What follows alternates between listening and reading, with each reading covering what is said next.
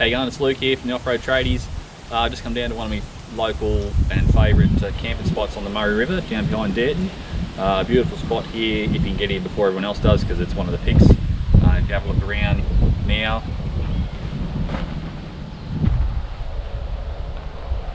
nice sandbar, good clean water, nice wide river, perfect for skiing, fishing, or just relaxing by the river.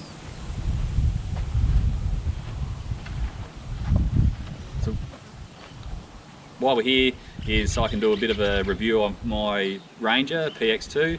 I've had this since 2017. I had a Ranger before that. Pretty happy with that type of car, so traded it in on the newer model. Had it since then. When I bought it, I tried to get as much into it that I thought I'd need at the start as we could.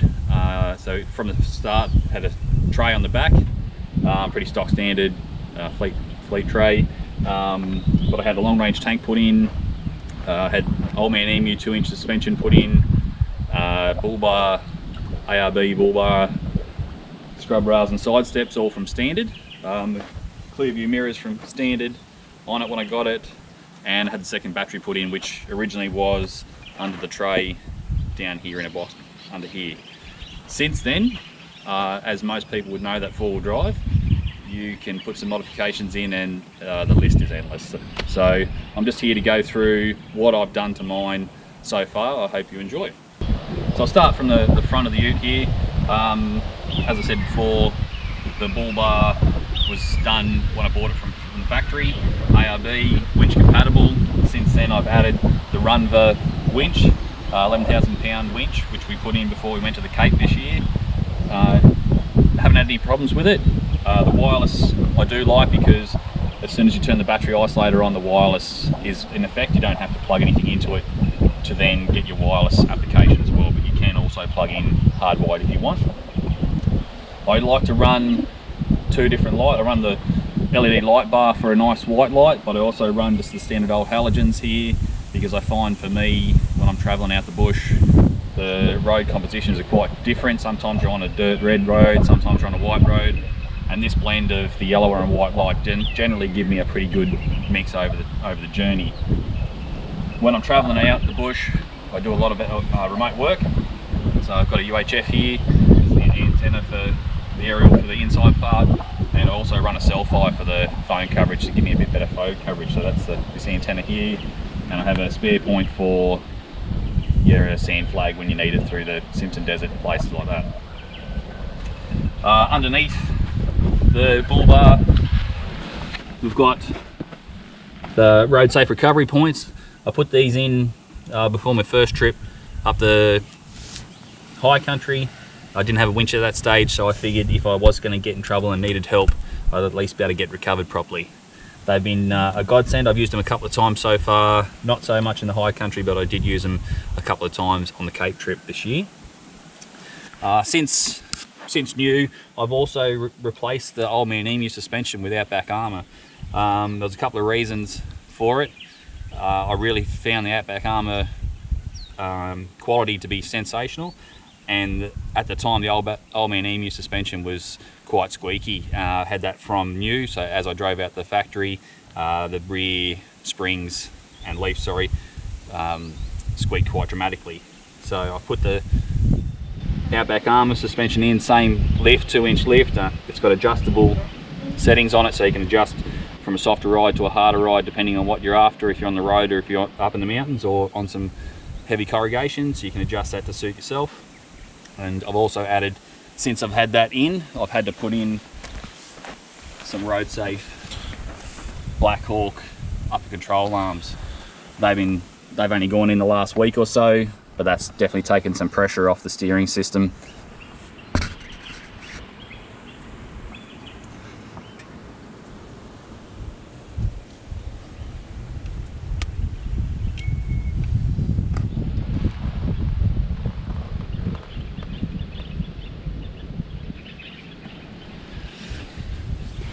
Tyres, I've run Mickey Thompson's for probably 8 to 10 years on a number of different vehicles, Prados, Cruisers, Navaras, and now my last Ranger and this Ranger, I've changed now to the Barger ATZ P3s, the newest model, and I've done a fair few trips in this one. This has probably got about 30,000 Ks into it.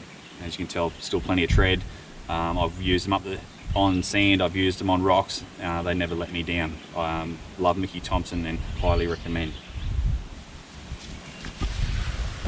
This what I didn't get put on from factory. Had this put on later. I didn't think I was going to need it, but as most four-wheel drivers know, if you don't have a snorkel, you can't do what you want to do. So this went on before we did a couple of trips to the high country and also before the Cape. It's just a standard safari snorkel. If you're going to be doing any river crossings or creek crossings, you definitely need one of these. Clear views I had put on because we do a bit of towing as well, so sometimes with a full family we might be taking the van or a trailer with us, so the clear views on, they definitely make a difference for trying to see behind yourself.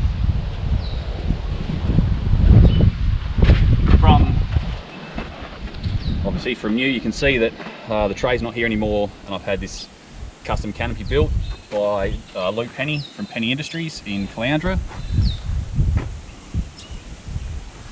Did a fabulous job, very happy,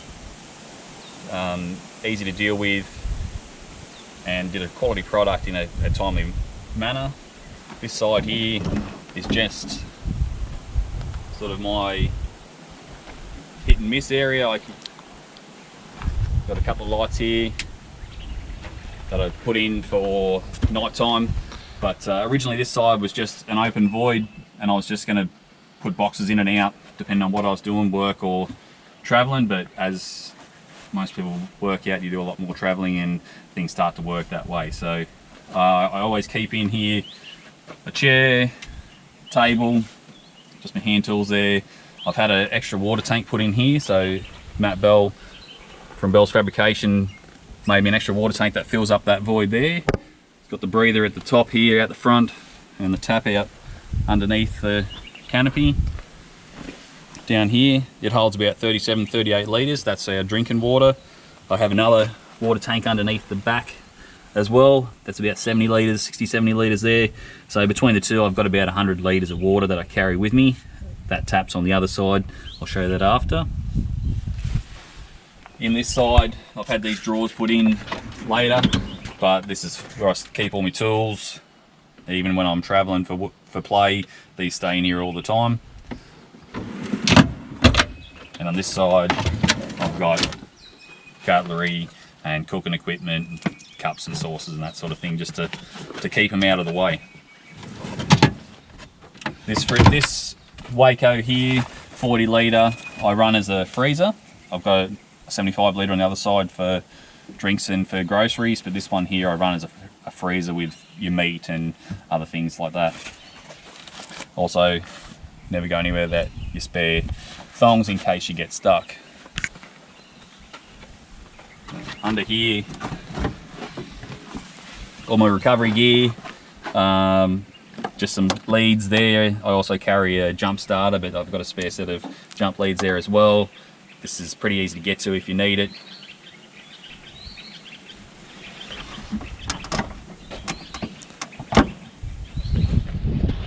Around the back, a couple of work lights that I turn on from the cab. They're handy for the barbecue, or if you hit, because this is where I set the barbecue up. So at night time, put the Weber or your barbecue on here, gas bottle down. These lights give you good light there. Under here I keep just all different tools. Can't have too many tools. A bit of tyre repair kits, spare nuts and bolts, plugs, washers, all the things that you could need while you're away. This is an addition to the original build. I didn't have anywhere for the shovel to go, so Matt Bell again from Bell's Fabrication helped me out with this setup here. Just a quick release and pull your shovel out, away you go. Jerry can holder or water depending on where you're going and what you need. So I've got a 140 litre tank underneath, so depending on how much or how far I'm going, I'll either carry an extra 20 of water or an extra 20 of diesel. It just depends on what the trip is. latch here for up on top. Up there I've got max tracks, and you can see the tie down points. They're fully adjustable all the way across. There's about 6 of those up there, so there's plenty of points to attach your swags and boxes with it, all the rest of your recovery gear and chainsaws and camp ovens and that sort of thing. Second spare here. Always carry 2 spares when I travel, so this one here and then the standard one underneath. But highly recommend carrying 2 spares when you're doing it. Anytime you're out the bush, you get one, pressure's on if you're a long way from home, so the second spare is always handy, and you can't go past having a bottle opener on the back. Why not? On this side I've got a Dutch awning. Eclipse is 270 degree, so it extends out to the front and then all the way around the back as well. You'll see a bit of a snippet of that shortly.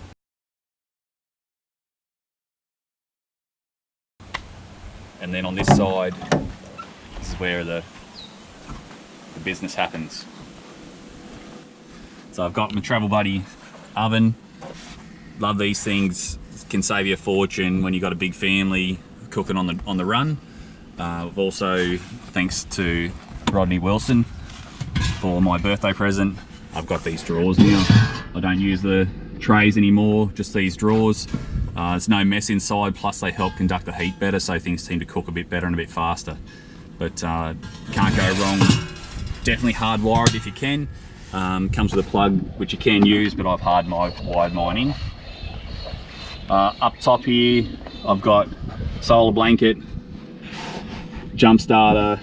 This has got all my air parts in it, a couple of 6-meter hoses, pistol and valve connections, your Barco toolkit as well. Can't go anywhere without that.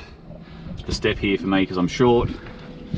And then you also got your first aid kits. Don't go anywhere without a first aid kit, and I've got a snake bite kit as well. This side here is our food drawer. I try to keep a little bit of everything in here so that if we get ready for a trip, there's minimal packing. So this is pretty much like this all the time, no matter what I'm doing. That way, if I get stuck somewhere out the bush doing a job and it's late, I can always make something for dinner and keep myself fed. On the end of that there, also another table. Can't have too many tables or places where you can put things. So I've got this put in, and it's very handy for preparation and getting ready for making dinner and that sort of thing.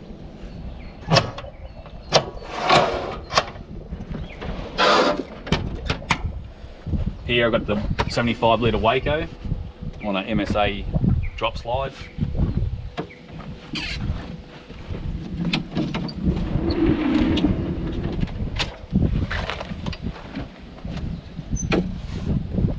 So you got the two compartments. Bit of homemade sausage there from this year's blend. Can't go anywhere without that. And just a few essentials as per normal. But love the Waco fridge. Love the ability to have fridge, freezer, fridge, whatever you want to do, and also a bit of Wi-Fi connectivity to it as well, which is very handy. In here you can see I've got the ARB compressor. I haven't gone a storage tank one, just a normal compressor. It seems to handle everything we need to do so far. Also hardwired back to the fuse board. The Enerdrive DC to DC charger, which was put in from when the canopy went on, and that's also charges off the car, but also has a solar input. I run just a 300 watt inverter purely for battery charging and maybe a laptop, something like that, and then a 190 amp hour AGM battery. I went for the slim battery, bit more expensive to buy at the time, but takes up less space in the back here, and fire extinguisher blanket, just more of your safety equipment. This side underneath, I just tend to keep spare pegs, spare straps, my short shovel that I broke and turned into a traveling shovel, a few spare rags and that sort of thing. Under here is where that other tank comes out. So this one's more for doing your washing up, not quite as much drinking out of this one, but if emergency you'll be able to do it no problems at all. So on the outside here I've got an Anderson point, weatherproof Anderson point, which is the solar input. So the solar blanket I'll stick on the roof or I'll put down on the ground.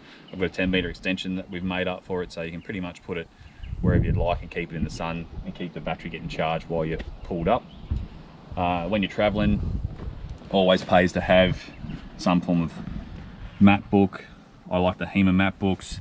I'm a bit old school, I still like to use map books and wing my way through things. I'm not so much on the navigation side of things. I'd rather just have a look at somewhere and pick a point and try and get there. So that's just the way I work, but can't help that. We're going to have a look under the bonnet now. And it's pretty much stock standard from factory. I haven't done a real lot to it.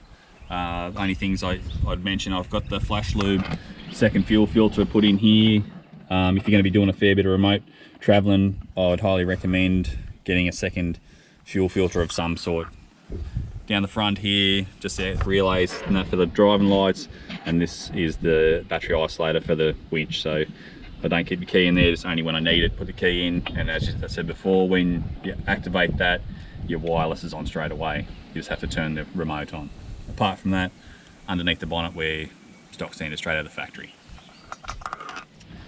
Inside the cab, I use black duck seat covers. I've run them on a fair few vehicles over the past. They're very durable. You can pretty much get in there wet, muddy, wipe them off. They're pretty good. I run an iDrive here. I keep that just on automatic, so it adjusts itself to what you need to do with it. And then in the middle here, I keep the UHF out of the way in the center console there, but you do need to run the external speaker so you can hear it properly, otherwise it's a bit muffled.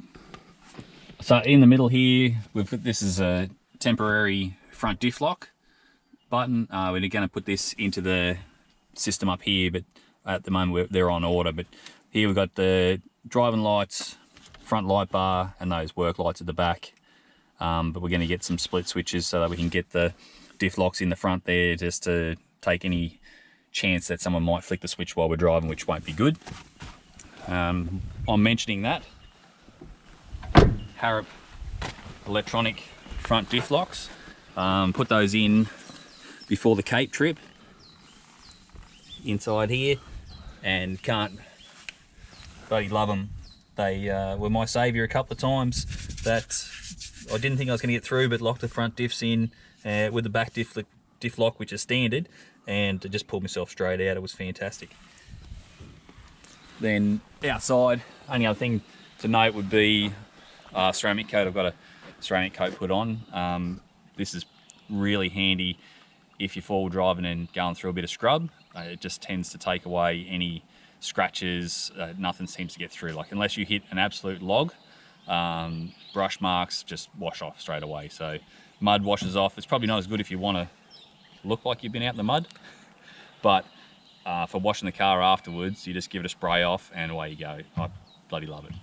Shout out to Damien at Mildura Auto Detailing. He's the man that put me onto this and put it on, and if you got any chance to get to Mildura and see him, go and see him, he'll look after you.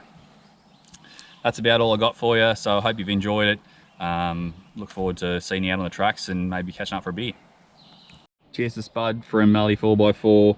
Looks after me with all my four-wheel drive gear and installation if I can't get it done myself, which is 3/4 of the time. But he's a fantastic bloke, and if you need anything, go and see him in Bothroyd Court.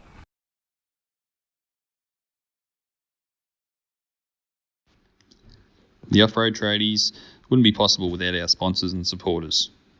You can find the Off-Road Tradies on Instagram and Facebook. Hit us up if you've got any questions or just want to stop and send a message. For information on upcoming tours and events, check out our website.